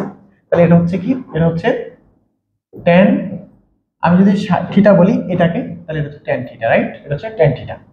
আশা করছি এই ব্যাপারটা আপনি ক্লিয়ারলি বুঝছেন। এখন দেখেন এই যে এই অতিভুজটার সমান্তরাল করে, এই অতিভুজটার সমান্তরাল করে আমি কি এই কালো বক্ররেখার উপরে আরেকটা রেখা টানতে পারি না? দেখেন তো এখানে আরেকটা স্পর্শক টানা যায় কিনা, গেল কিনা? দেখেন এখানে আরেকটা স্পর্শক টানা যায় কিনা একটু দেখেন আপনারা। এই যে এখানে একটা স্পর্শক আমি টানলাম, এটা আসলে টাচ করে ফেলছে, আপনারা দেখেন এটাকে আমরা স্পর্শক বানাবো। এই যে এইভাবে মনে করেন একটা স্পর্শক বানিয়ে দিলাম। তাহলে যে বিন্দুতে স্পর্শটা করছে সে, এই যে এই রেখাটা, এই স্পর্শক রেখাটা যে বিন্দুতে স্পর্শক করছে এটা সবুজ অতিভুজের সমান্তরাল। যে বিন্দুতে স্পর্শটা করছে, যে এই বিন্দুতে স্পর্শ করলো, হ্যাঁ, তাহলে এখন এই যে এই স্পর্শ বিন্দুর যে বুজ, স্পর্শ বিন্দুর যে বুজ সেইটা এই যে এই বিন্দুটাতে স্পর্শ করছে, তাহলে স্পর্শ বিন্দুর বুজটাকে যদি আমি সি বলি, এখন দেখেন এই যে এই স্পর্শ বিন্দুর যে ভুজ, সেই ভুজটাকে যদি আমি সি বলি, এই যে এই কি বলে রে, কি কালার, পার্পল কালারের যে রেখাটা, সেই রেখাটার, সেই রেখাটা তো কি এই বক্ররেখার স্পর্শক না, স্পর্শক কিনা? তাহলে সেই বক্ররেখার স্পর্শক যদি পার্পল কালারের রেখাটা হয়, তাহলে এই যে যে বিন্দুতে স্পর্শ করছে ওই বিন্দুতে স্পর্শকের ঢালটা এই যে এই ত্রিভুজের যে কোণটা সেটা সমান হবে না? সমান হবে কিনা? অবশ্যই হবে, কারণ এই রেখা আর এই রেখা কি সমান্তরাল। এই রেখার ঢাল তো এটা, এই রেখার ঢাল তো এটা, নিশ্চয়ই এটা। আপনি যে এক্স অক্ষের দিকে এটা বর্ধিত করেন, এই কোণটাই তো তার রেখার ঢাল, এই রেখার ঢাল তো এটা। তাহলে এই রেখার ঢাল হচ্ছে এই যে এই পাশটা, এই পাশটা হচ্ছে আমার সবুজ রেখার ঢাল, সবুজ রেখার ঢাল হচ্ছে এই পাশেরটা, আর ওই পাশের ঢালটা কার? ওই পাশের ঢালটা হচ্ছে এই পার্পল কালারের রেখাটার ঢাল, স্পর্শকের ঢাল, এটার ঢাল। তাহলে এটার ঢাল সমান। এই কথাটাই আসলে কে বলছে? এই কথাটাই ল্যাগ্রাঞ্জ বলছে। সো আমরা এখন এই কথাটাই আসলে ট্রাই করব, কথাটাই আসলে প্রমাণ করার চেষ্টা করব, ঠিক আছে? তো এবার চলে আসেন আমরা এটাকে প্রমাণ করার চেষ্টা করি। এই জিনিসটা আমি মুছে ফেলি, এই জিনিসটার আর প্রয়োজনীয়তা নাই। তো এখন আমরা কি করব, আমরা হচ্ছে একটা নতুন ফাংশন ডিফাইন করব। তো মনে করি এমন ভাবে ডিফাইন করব, এই কাজটা আপনাকে একটু টেকনিক্যালি করতে হবে। এটা আসলে যারা অর্থাৎ ল্যাগ্রাঞ্জ যখন এই থিওরেমটা প্রমাণ করেন তখন তিনি বিভিন্নভাবে পরীক্ষা নিরীক্ষা চালিয়ে এই পথে অবলম্বন করে আপনি হচ্ছে এই থিওরেমটা প্রমাণ করছেন। সো এখন এখানে আমরা মনে করি নতুন একটা ফাংশন, মনে করি phi of x equals to f of x, যে ফাংশন সেটা সাথে একটা ধ্রুবক ইনটু এক্স আর একটা চলক গুণ করে নিলাম। তাহলে এমন ভাবে গুণ করছি, এটাকে এ কে এমন ভাবে নির্বাচন করছি, এমন ভাবে নির্বাচন নির্বাচন বা বিবেচনা নির্বাচন করা হলো যেন phi of a equals to phi of b হয়। ঠিক আছে, এটা আমরা নির্বাচন করলাম এমন ভাবে। তো এখন এই phi of a phi of b হয়, এইটা যখন নির্বাচন করছি তখন আমরা আস্তে আস্তে আবার ওই রোলস থিওরামের দিকে চলে যাচ্ছি। রোলস থিওরামে এই phi of a equals to phi of b, অর্থাৎ একটা ফাংশনের a তে ভ্যালু এবং ফাংশনের b তে ভ্যালু যদি সমান হয় এবং ফাংশনটা যদি অন্তরীকরণযোগ্য হয়, তাহলে অবশ্যই ফাংশন অন্তরীকরণযোগ্য। এই ফাংশনটা অবশ্যই অন্তরীকরণযোগ্য, কারণ আমরা বলছি f of x ফাংশন অন্তরীকরণযোগ্য। তো f of x ফাংশনের যদি অন্তরীকরণযোগ্য হয়, এই ফাংশন অন্তরীকরণযোগ্য, তাহলে এই যে x অন্তরীকরণযোগ্যই হবে এবং এটা ধ্রুবকের কোনো ব্যাপার না। So if f of x ফাংশনটা যেহেতু অন্তরীকরণযোগ্য ab ব্যবধিতে, সো phi of x ফাংশনটাও ab ব্যবধিতে অন্তরীকরণযোগ্যই, এবং f of x ফাংশনটা অবিচ্ছিন্ন ছিল, সো phi of x ফাংশনটাও কি অবিচ্ছিন্নই হবে। তাহলে এখন এটা যেহেতু আমরা ধরে নিচ্ছি কি সমান হয়, এভাবে ধরে নিচ্ছি ফাংশনটাকে। ওকে, তাহলে এই যে এখান থেকে আমরা কি বলতে পারি, অর্থাৎ এই যে এই ফাংশনটার মধ্যে a বসালে যা আসবে, b বসালে কি তা আসবে, তাহলে আমরা অর্থাৎ বলতে পারি কি এই ফাংশনটাকে একবার a বসাই, তাহলে f of a plus a into a equals to, ওই পাশে কি এবার যদি b বসাই, এই f of x এর মধ্যে b বসালে f of b, আর এদিকে থাকতেছে প্লাস b into a। আশা করছি এটা বুঝছেন, ঠিক আছে।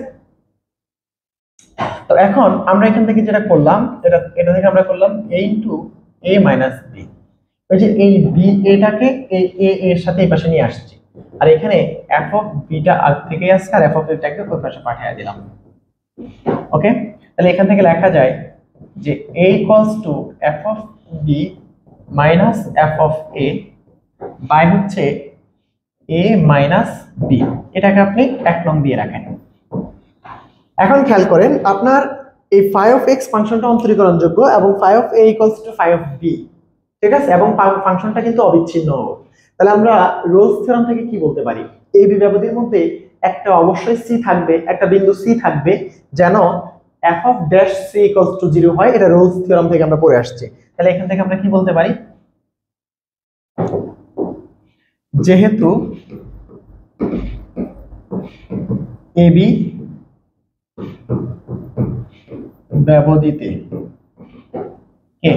ব্যবধিতে আমার phi of x অন্তরীকরণযোগ্য, সরি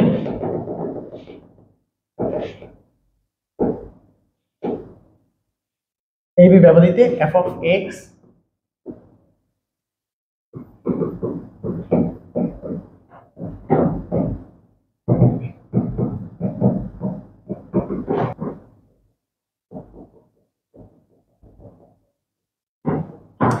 দেখেন এই যে এই phi of x ফাংশনটা কি, আসলে phi of x ফাংশনটাকে আমরা আরেকটু বিশ্লেষণ করি। দেখেন phi of x ফাংশনটা হচ্ছে f of x একটা ফাংশন এবং x আর একটা ফাংশন, এই দুটো ফাংশনের সমষ্টি। এখন এই x ফাংশনটা, x টা তো এরই ইনপুট, সো এটা যদি ab ব্যবধিতে অবিচ্ছিন্ন এবং অন্তরীকরণযোগ্য হয়, তাহলে নিশ্চয়ই এই x ফাংশনটাও কি, x ফাংশনটাও কিন্তু ab ব্যবধিতে অবিচ্ছিন্ন এবং অন্তরীকরণযোগ্য হবে। তাহলে এখন আমরা কি বলতে পারি, ab ব্যবধিতে phi of x ফাংশনটি অন্তরীকরণযোগ্য। কেন?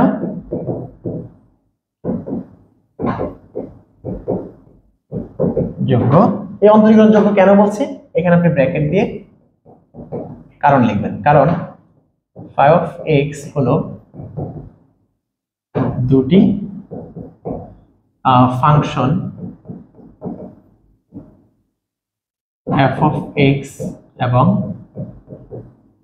ax এর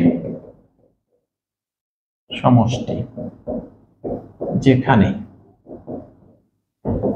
f of x এবং ax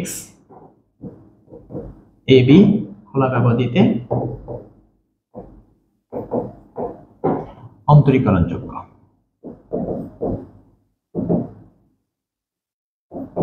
তো একই সাথে আমরা যদি অবিচ্ছিন্ন কথাটাও লাগাই দিতাম যে এবি খোলা ব্যবধিতে ফাংশনটি অন্তরীকরণযোগ্য, তার আগে আমরা এখানে যেহেতু লিখছি, যেহেতুর আগে দিয়ে আমরা ওই কথাটা লিখে দিই যে যেহেতু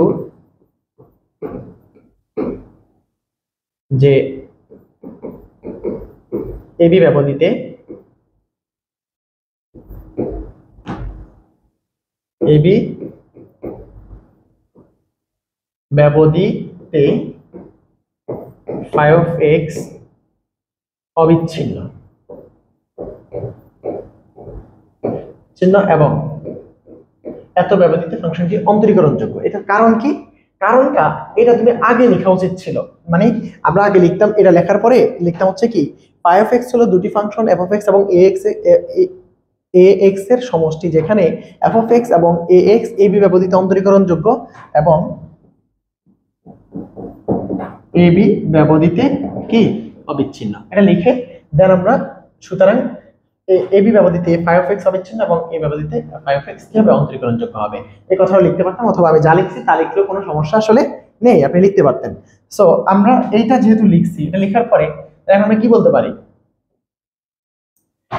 তাহলে এখন আমরা লিখতে পারি হচ্ছে রোলের উপপাদ্য অনুসারে, রোলের উপপাদ্য। আচ্ছা, এখানে আরেকটা কথা বলতে হবে, রোলের উপপাদ্য অনুসারে অন্তরীকরণযোগ্য এবং phi of a equals to কি ফাই অফ বি। তাহলে এটা রোলের উপপাদ্যের কন্ডিশন। তাহলে phi of c phi dash of c equals to 0 হবে ফর অল। আচ্ছা, ফর অল দেওয়ার দরকার নেই, c belongs to A comma b, এটা রোলের উপপাদ্য অনুসারে। তাহলে এটা হচ্ছে কি, এটা হচ্ছে ফাঁসি দিয়ে তুমি লিখে দেবা রোলস থিওরাম বা রোলের উপপাদ্য। ওকে, রোলের উপপাদ্য আমরা আগে শিখে আসছি। তো আমরা এখন লিখতে পারি কি, এবার ফাই ড্যাশের মধ্যে চলে যাব, যে ওখানে কি লিখবো 0 লিখবো, তাই তো। এখন তাহলে আমরা কি লিখতে পারি যে phi dash C equals to 0 equals to আমরা এখানে কি লিখবো, ওখানে আমার কিন্তু এফ অফ এক্স ছিল, রাইট। ফাই ড্যাশের মধ্যে ফাই অফ এক্স এর মধ্যে কি এফ অফ এক্স আছে না, এফ ড্যাশ অফ সি, আর এইদিকে হবে এক্স এর জায়গায় যদি সি হয়, এক্স এর অন্তরীকরণ কিন্তু এক্স ছিল, তাই তো। তো এক্স এর অন্তরীকরণ তো এক্স এর সাপেক্ষে 1, তাহলে এখানে থাকবে হচ্ছে শুধুমাত্র এ। তো আশা করছি এই ব্যাপারটা তোমরা ক্লিয়ার হয়ে গেছে। তো এটা সমান কি লিখবো, 0 লিখবো, তাই না। তাহলে এখান থেকে আমরা কি লিখতে পারি, f dash of c equals to minus a, তাই না। এবার এই মাইনাস এ এর মানটা আমরা হচ্ছে ওই যে 1 নং এ বসায় দিব। তাহলে এখন 1 নং থেকে কি পাই, 1 নং থেকে পাই এর জায়গায় কি বসাবো, minus f dash of c, তাই না। এর জায়গায় বসবে minus f dash of C, তাহলে minus f dash of c equals to f of b minus F of b minus F of a by a minus b. এখন আমি যদি এখান থেকে মাইনাসটা উদাও করতে চাই, তাহলে মাইনাসটা উদাও করতে চাইলে আমাদের প্রমাণ যেটা সেটা চলে আসবে না। প্রমাণ হচ্ছে কি f of a minus F of b, right.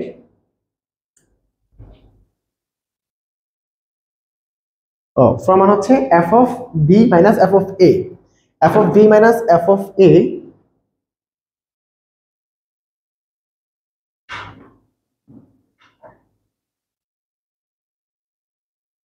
F of b minus F of a by b minus a, প্রমাণ হচ্ছে বি মাইনাস এ। তাহলে এখানে আমরা দেখো বি মাইনাস এটা কিভাবে নিয়ে আসি, এই যে এখানে জাস্ট বি মাইনাস এ নিয়ে আসলে মাইনাস দিয়ে গুণ করতে হবে, রাইট, আর উপরে যা আছে তা।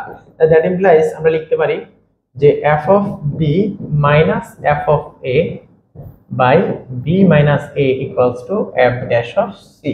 এটা হচ্ছে আমাদের রোলস থিওরাম। আমরা রোলস থিওরাম থেকে আমরা কাটা নিয়ে আসছি, আমরা রোলস থিওরাম থেকে আমরা নিয়ে আসছি হচ্ছে তোমার কাটা, এটা হচ্ছে ল্যাগ্রাঞ্জের গড় মান উপপাদ্য। এখন এই ল্যাগ্রাঞ্জের গড় মান উপপাদ্যে যেখানে যেখানে শুধু এক্স লিখছিলা, ওই যে ফাই অফ এক্সটা ধরে নিছিলা না, ফাই অফ এক্সটা কি ধরে নিছিলা, ফাই অফ এক্সটা ধরে নিছিলা হচ্ছে f of x plus A of x, right.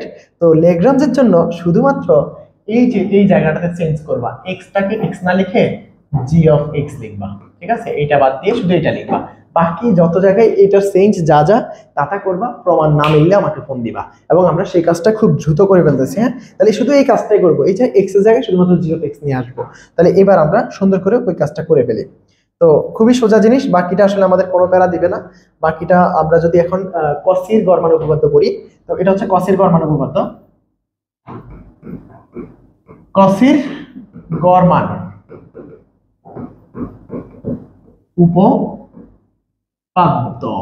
ওকে, তো এটা অত্যন্ত গুরুত্বপূর্ণ, এটা আপনাদের 23 সালের জন্য আর বেশি ইম্পর্টেন্ট, আসার চান্স অনেক বেশি।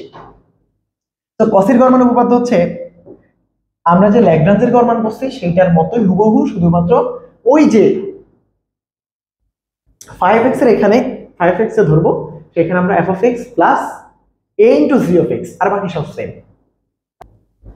তো প্রথমত আমি বিবৃতিটা একটু লিখে নেই যে, তো কসি বলছে কসির গড় মান দ্বিতীয় গড় মান উপপাদ্য বলছে যে যদি দুটি ফাংশন f(x) এবং g(x) নিচের শর্তগুলো সিদ্ধ করে, ab বদ্ধ ব্যবধিতে অবিচ্ছিন্ন এবং ab খোলা ব্যবধিতে অন্তরীকরণযোগ্য, তারপরে g(a) is not equal g(b) এবং g(x) is not equal 0 for all x belongs to a, b, এটা হচ্ছে ওপেন ইন্টারভ্যাল বা খোলা ব্যবধি যদি হয়,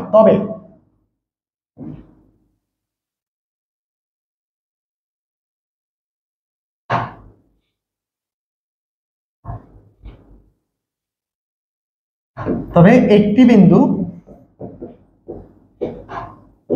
c belongs to a, b বিদ্যমান থাকবে যেন f(b) minus f(a) by g(b) minus g(a) equals to f(c) by হচ্ছে g(c). এটা হচ্ছে জাস্ট আমরা কি করব, আমরা কসির গড় মান উপপাদ্যটা আমরা ল্যাগ্রাঞ্জের গড় মান উপপাদ্যের কনসেপ্ট থেকেই করে ফেলবো। সো আমরা এখন কি করব, আমরা এখন নতুন একটা ফাংশন ডিফাইন করব। তো মনে করি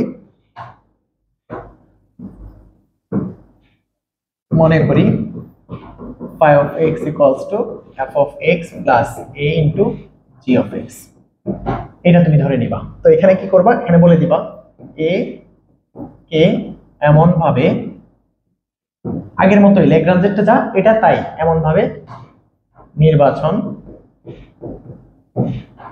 করা হলো যেন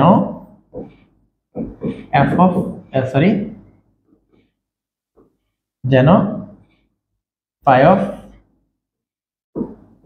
equals to কি হয়, phi(b) হয়। তবে তাহলে দেখো আমরা এই যে এখানে একবার a বসাবো, a বসিয়ে যা আসবে সেটা সমান b বসিয়ে যা আসবে তা, তাহলে f(a) plus a into g(a) equals to আমরা এখান থেকে লিখতে পারি f(b) plus a into g(b). এখন আমাদের যেটা দরকার আসলে f(b) minus f(a), রাইট? আমরা সেটা নেই, তার বাকিটা একটু ঠিক করি। তাহলে f(b) এখানে আছে, সেটা রাখলাম, এটার ওই পাশে পাঠালাম, f(a) চলে আসলো, আর এইটা এই পাশে রেখে দিলাম, ওটাকে এই পাশে নিয়ে আসলাম, তাহলে a into g(a) minus g(b) নিশ্চয়ই এটা হবে। এখান থেকে আমরা লিখতে পারি আগেরটা একবারে ল্যাগ্রাঞ্জেরটা যা এটা তাই, আমি তাই করতেছি। এখান থেকে আমরা লিখতে পারি যে f(b) minus f(a) বাই হচ্ছে g(a) minus g(b). দেখো এটা কিন্তু মিলে গেছে এক পাশ, এই যে আমাদের এই পাশ কিন্তু মিলে গেছে। আমরা মেবি একটু ভুল করে ফেলছি, আমরা কি ভুল করছি, g(a) minus g(b). Okay fine, ঠিক আছে, আমরা এটুকু পর্যন্ত নিয়ে আসছি।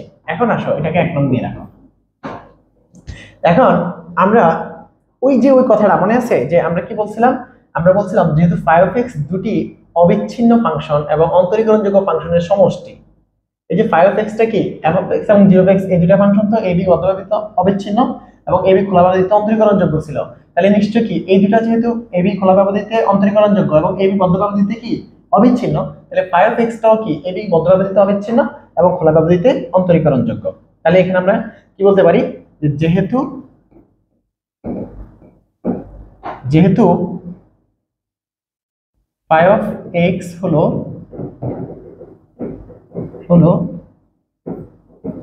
g(x) এবং এখানে আর এটা বলার দরকার নেই, f(x) এর সমষ্টি, তাই সমষ্টি। এবং দেখো এখানে সে কিন্তু এই কথার মধ্যে কিন্তু অনেকগুলো কথা আছে। phi(x) যেহেতু g(x) এবং f(x) এর সমষ্টি, তাহলে এই জি অফ এক্স এবং এফ অফ এক্স হচ্ছে এ বি ব্যবধিতে মধ্যব্যবধিত অবিচ্ছিন্ন খোলা ব্যবধিত অন্তরীকরণযোগ্য। তাহলে এই দুজন যেহেতু এটাকে তৈরি করছে, সো এও কি হবে, এই দুজনের সমষ্টি যেহেতু হলো, তাহলে আমরা এই দুজন যেহেতু এবি মধ্যব্যবধিতে অবিচ্ছিন্ন খোলা ব্যবধিতে অন্তরীকরণযোগ্য, তাহলে এটাও কি হবে, ওই ব্যবধিত অবিচ্ছিন্ন এবং অন্তরীকরণযোগ্য হবে। তাহলে আমরা এখানে কথাটা বলে ফেলি, যেহেতু এটা তাই phi of x ফাংশনটি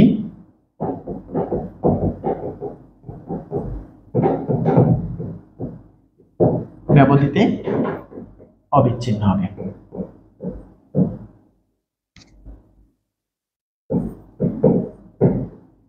এবং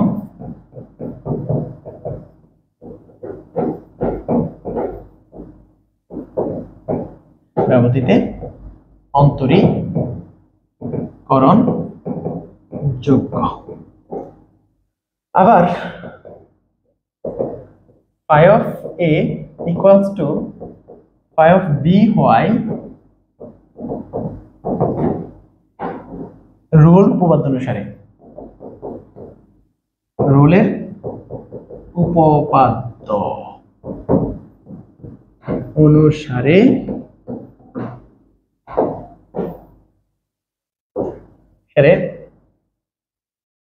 phi dash of c equals to 0 হবে, যেখানে c belongs to a, b। এটা রোলের উপপাদ্য অনুসারে বলছে। রোল বলছে কি, একটা ফাংশন যদি এরকম হয় যে একটা ফাংশন f of x বা যে কোনো ফাংশন যদি একটা নির্দিষ্ট বদ্ধ ব্যবধিতে অবিচ্ছিন্ন খোলা ব্যবধিতে অন্তরীকরণযোগ্য এবং phi of a equals to phi of b হয়, তাহলে ওই phi of x ফাংশনটা অবশ্যই এই কথাটা দিবে যে এখানে সিটা হচ্ছে এটা। রোলের উপপাদ্যটা ছিল এমন। তো এখন দেখো এই যে আমরা এখানে কি পেলাম, f of x ফাংশনটি ab বদ্ধ ব্যবধিতে অবিচ্ছিন্ন খোলা ব্যবধিতে অন্তরীকরণযোগ্য এবং phi of a equals to phi of b। এই যে phi of x ফাংশনটি, হ্যাঁ, phi of x ফাংশনটি ab বদ্ধ ব্যবধিতে অবিচ্ছিন্ন ab খোলা ব্যবধিতে অন্তরীকরণযোগ্য এবং phi of a equals to phi of b। তাহলে রোলের উপপাদ্য বলছে কি, অবশ্যই c একটা থাকবে ab এর মধ্যে, যেন phi dash of c বা ফাংশনকে অন্তরীকরণ করে c বসালে 0 আসবে। এটা হচ্ছে রোলের উপপাদ্য। সো আমরা এখান থেকে এটা পেলাম। তাহলে এখন আমরা এখান থেকে যেহেতু এটা পেয়ে গেছি, তাহলে এখন phi dash of x যখন আমরা যাব সেখানে কি আসবে, একবার প্রথমে phi dash x কি ধরে নিয়েছিলাম, phi x কি ধরে নিয়েছিলাম। তো আমাদের phi x ছিল এরকম, phi x equals to ছিল f of x plus a into g of x। এটাকে অন্তরীকরণ করলে এই পাশে অন্তরীকরণ করে শূন্য বসায় দিব c দিয়ে। তাহলে এখানে হচ্ছে আমরা লিখতে পারি, এটাকে অন্তরীকরণ করা মানে হচ্ছে phi dash of x equals to, এখন phi dash of x equals to f dash of x plus a g dash of x, right. তাহলে সুতরাং phi dash of c equals to হচ্ছে f dash of c plus a into g dash of c। তো এটার মান কত, 0 না? তাহলে এখান থেকে আমরা লিখতে পারি কি, that implies যে f dash of c plus a into g dash of c equals to 0। এই যে phi dash of c equals to 0। তো আমরা এখন এখান থেকে লিখতে পারি, এখান থেকে লেখা যায় a equals to minus f dash of c by g dash of c। তাহলে এইটা এক নং থেকে কি পাই, এক নং থেকে আমরা লিখতে পারি a এর জায়গায় minus f dash of c by g dash of c, তাই না? তাহলে minus f dash of c by g dash of c equals to f of b minus f of a, f of b minus f of a by হচ্ছে g of a minus g of b। এখন প্রমাণটার দিকে তাকায় আপনারা মাইনাসটা দিয়ে উভয় পক্ষে গুণ করে দেন আর আমাদের এটাকে আগে নিয়ে আসেন, তাহলে তো হয়ে যায়। তাহলে আমরা প্রমাণের স্বার্থে কি করব, এই মাইনাসটা পাশে গুণ করে দেব, তাহলে পেয়ে যাব হচ্ছে f of b টা b এর জায়গায় মাইনাস f of a টা f of a এর জায়গায়, আর এখানে একটু এক্সচেঞ্জ হবে কারণ মাইনাস দিয়ে গুণ হয়েছে, তাহলে g of b মাইনাস, আমরা কি কোনো কারণে ভুল করছি নাকি, ঠিক আছে তো নাকি, ঠিক আছে, হ্যাঁ। তাহলে g of a equals to হচ্ছে f ড্যাশ অফ c বা হচ্ছে g ড্যাশ অফ c। তো আশা করছি এই ব্যাপারটা আপনারা ক্লিয়ারলি বুঝে গেছেন। তো এইটুকু ছিল আমাদের কি কসির দ্বিতীয় গড় উপপাদ্য। তাহলে ল্যাগ্রাঞ্জের গড় উপপাদ্য যে পারছে সে কসির দ্বিতীয় গড় উপপাদ্য না পারার কোনো কৌশল নাই, কোনো উপায় নাই। তাহলে আপনাদেরকে আমি কি পড়ালাম, রোলস থিওরাম পড়ালাম। এই চ্যাপ্টারের জন্য থিওরি তিনটা যে কোনো দুইটা চলে আসতে পারে, একটা তো আসবেই ইনশাল্লাহ। সো তিনটা থিওরি আপনি পড়ে যাবেন, এটা হচ্ছে আপনার দায়িত্ব। তিনটা থিওরামের যে কোনো একটা 10 নম্বরের জন্য ইনশাল্লাহ চলে আসবে। তো এই ব্যাপারটা আপনি একটু ক্লিয়ারলি পড়ে যাবেন। আর এইটার জ্যামিতিক ব্যাখ্যা একটু দেখে যাবেন। আমি একবার প্রথম দিকে যখন ল্যাগ্রাঞ্জের গড় উপপাদ্য পড়াইছিলাম সেখানে প্রথম দিকে এরকম একটা গ্রাফ পড়াইছিলাম, সেটাই হচ্ছে আসলে তার জ্যামিতিক ব্যাখ্যা। এটা ছিল হচ্ছে এফ অফ এ, এটা এ, এটা বি। আমরা এই যে এখানে একটা ত্রিভুজ অঙ্কন করছিলাম, এখানে ত্রিভুজ অঙ্কন করছিলাম, এই যে এটা হচ্ছে জ্যামিতিক ব্যাখ্যা। আপনারা প্রথম দিকে জ্যামিতিক ব্যাখ্যাটা পেয়ে গেছেন বই থেকে। আপনারা ল্যাগ্রাঞ্জের অর্থাৎ এই কসের যে গড় উপপাদ্য সেটার জ্যামিতিক ব্যাখ্যাটা একটু পড়ে যাবেন। কসের গড় উপপাদ্য বা ল্যাগ্রাঞ্জের গড় উপপাদ্যের যে জ্যামিতিক ব্যাখ্যাটা একটু পড়ে যাবেন, ঠিক আছে? জ্যামিতিক ব্যাখ্যাটা ইম্পর্টেন্ট, কারণ আমি জ্যামিতিক ব্যাখ্যাটা ব্যাখ্যা করে কিন্তু থিওরামটা সহজ করছি। তো জ্যামিতিক ব্যাখ্যাটা আপনারা অবশ্যই ক্লিয়ারলি পড়ে যাবেন। তো আপনাদের যাদের পরীক্ষা, আপনারা হতাশ হবেন না। আপনারা খুব অল্প একটু পড়ালেখা করে বেসিক সহকারে কনফিডেন্স বিল্ড করে পরীক্ষার হলে যাবেন। যা পড়ানো হয়েছে তা থেকেই পরীক্ষা ইনশাল্লাহ আসবে। এত প্যারা নিতে হবে না, আপনি পারবেন, আপনাকে দিয়েই পারা যাবে এবং আপনিই পারা উচিত। সো আপনি এতদিন পর্যন্ত যে ক্লাসগুলো করছেন এতটুকুই আপনার জন্য এনাফ, এবং আপনি এই পরীক্ষা ওভারকাম করে আসতে পারবেন। আমাদের সপ্তম অধ্যায়ে আরো রিমান জগতের আর 2-4টা ক্লাস, 2-1টা ম্যাথ আমরা দিব বা দেওয়া উচিত। আপনারা থিওরি যেটা দেওয়া আছে সেটা পড়ে নেন, আরো 2-একটা থিওরি পাবেন। আর এই চ্যাপ্টারে আমরা আরো 2-3টা ম্যাথের একটা ভিডিও দেবো। সো আমাদের এই চ্যাপ্টারে যতটুকু পড়ানো হয়েছে এতটুকু মোর দেন এনাফ। আমরা তারপরেও আরো ম্যাথমেটিক্যাল প্রবলেমের একটা ভিডিও দেবো এবং রিমান জগতের আরো 2-একটা ভিডিও আমরা দেবো। সো এই জিনিসগুলো আমরা একটু শেষের দিকে দিব, পরীক্ষার আগে 2-1 দিন আগে পেয়ে যেতে পারেন। সো আপনারা তখন একটু দেখে নিন। সো যা পড়ানো হয়েছে এতটুকুই আপনাদের জন্য যথেষ্ট এনাফ। পড়ালেখা করেন, পরীক্ষা দেন, আপনাদের জন্য শুভকামনা রইল। ভালো থাকবেন। আসসালামু আলাইকুম।